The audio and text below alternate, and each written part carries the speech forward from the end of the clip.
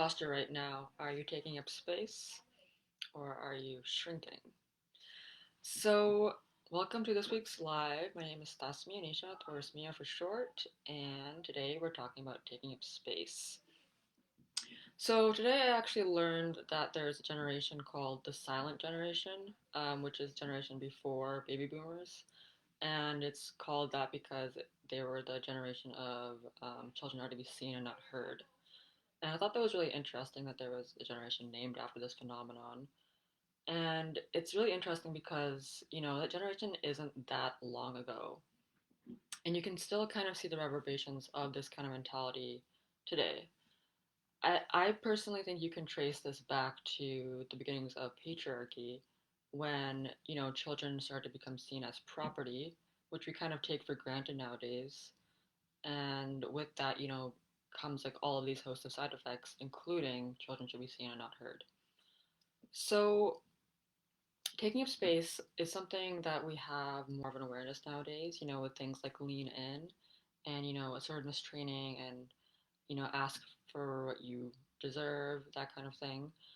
And so while we might be more aware that we need to take up more space in our lives, we might not realize that um, we might not know how to do that and override that programming of being convenient, nice, playing small, and we also might not even recognize all the ways in which we don't take up space. Some examples of that you might need to take up more space is if you never disagree, are always kind of going along with the flow. Um, yeah, or if you even have like a quieter voice, that kind of thing, that indicates like a learned response from childhood to kind of almost appease everyone around you in order to keep uh, keep safety essentially, which is also related to fawn response. Fawn response is the one where you, as a stress response, you are caretaking everyone else's needs and placating them in order to be safe.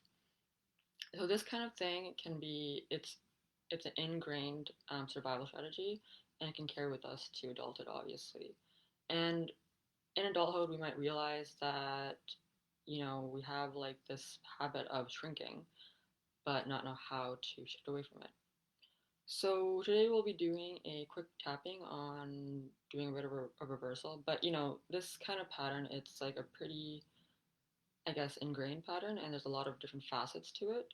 So, I mean, I'm still working on a lot of it too, in a sense. Like, if you have the pattern of like, shrinking to be safe, um, yeah, it's kind of like almost a really multifaceted, lifelong thing to kind of unlearn in a sense. So, but you can still work on it. So, let's just get started with the tapping. So, from the top, karate tap point. Even though I feel afraid of taking up space sometimes, and voicing my true desires, I feel afraid of voicing my true opinion sometimes, or being inconvenient.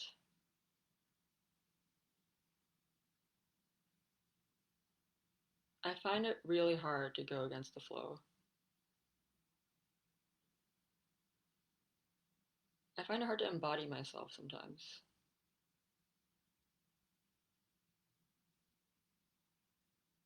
I know that I need to have boundaries and sometimes go against the flow, but I just find it so hard to do. It's like an automatic response that I don't really have control over.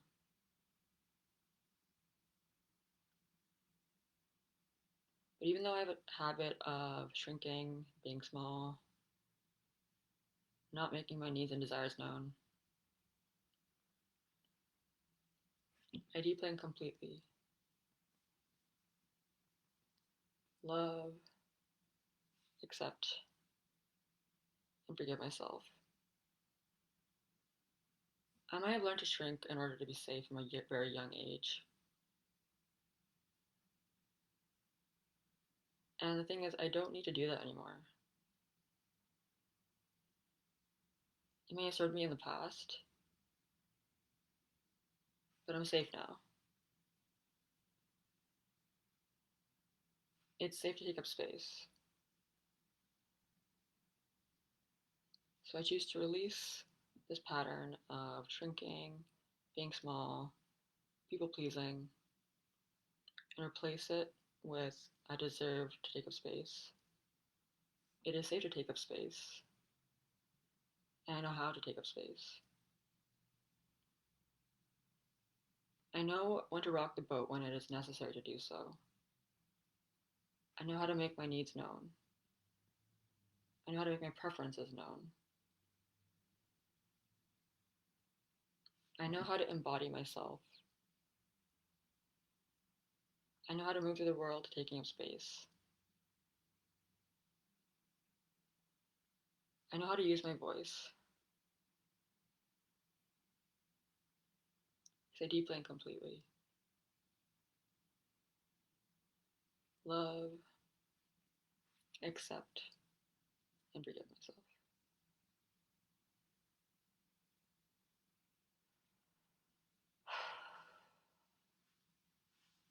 Okay, that was a really short one for you today, and I hope you enjoyed it. I'll catch you at the next live every Monday at 4:30 p.m. And live attendees can request a energy healing. And if you want to do that, basically what you do is write down in the comments like what belief you want to get rid of or what belief you want to download. Like for example, let's say you know that you have a habit of shrinking, then write in the comments like I want to work on my habit of shrinking, and then I could just do a bit of a download for you through the comments. So yeah, take care and I'll catch you next week.